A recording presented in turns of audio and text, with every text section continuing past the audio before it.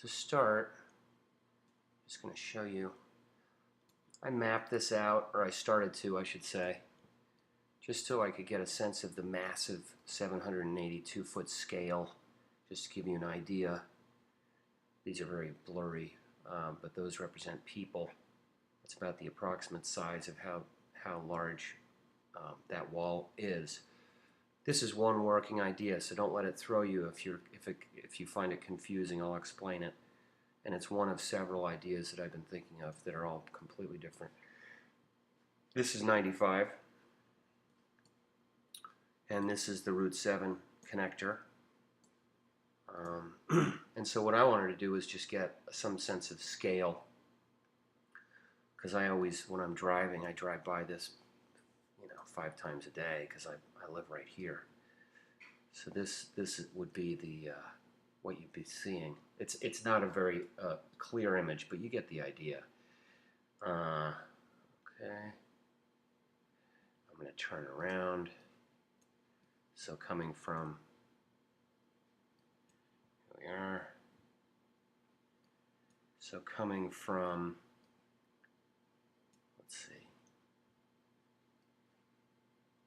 Coming from the Lockwood Matthews Mansion would be like this.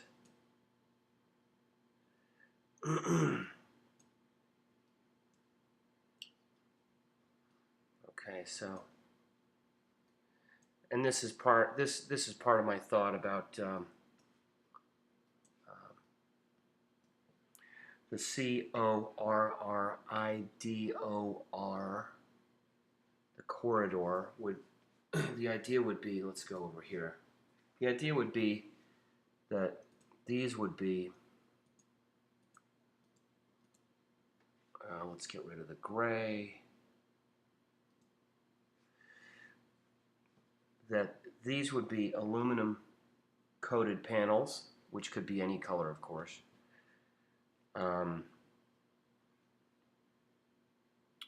And let's see. Okay, so during the day, you would see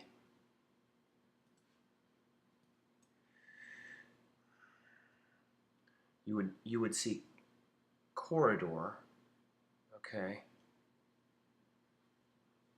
and then in the evening, let's see, you would not see corridor. You would see, where's the other one? Glow 1, there it is. Letters glow 2.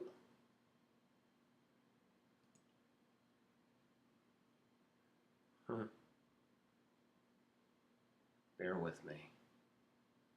A lot of information here. You would see, the idea was that you would see, this would be a moving light show, Norwalk. So you would see it in the day, and you'd also see it in the evening. There it is. That's what I wanted. Nope. There it is. That's what I was looking for. Sorry about this. I'm a little disorganized here, but I also have a lot of different files. Very hard to get the picture, but I mapped out for I mapped out for RGB LED. The controller would be here, and I figured out how to run the lines to get to these areas. And then during the day, you would not see. I'm trying to get rid of all these glows and letters.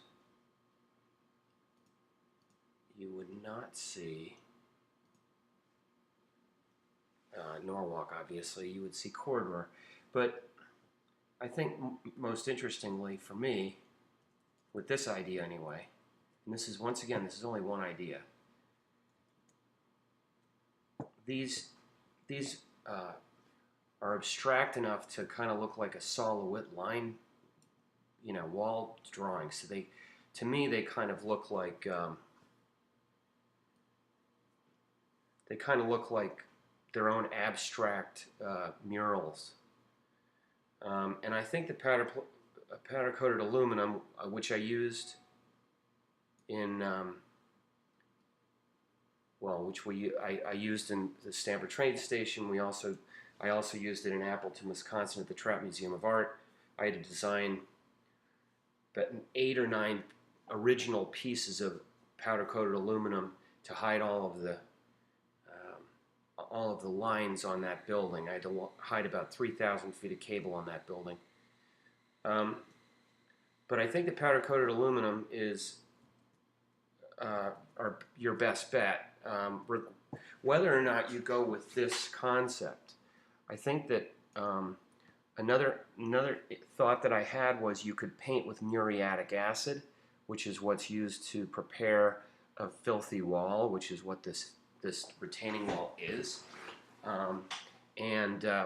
Let's say that this was a tree line, like a forest, and you could paint muriatic acid and clean off the dirt, or do it in reverse actually at the top. But the problem is, over time the dirt will come back. So that's one of the reasons why I think that this is a great opportunity to use the grid. Look at this grid. I mean, there are thousands of these.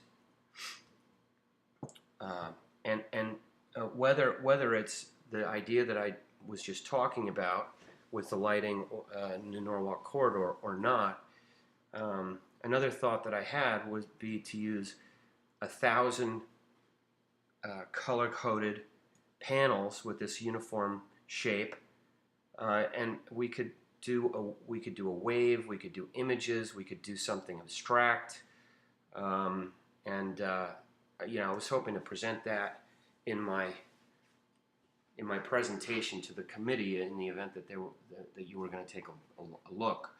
I was going to take that time to put together 2 or 3 examples of using the aluminum panels, powder-coated aluminum panels on this wall. Anyway, thanks for looking, and I hope you're having a nice day.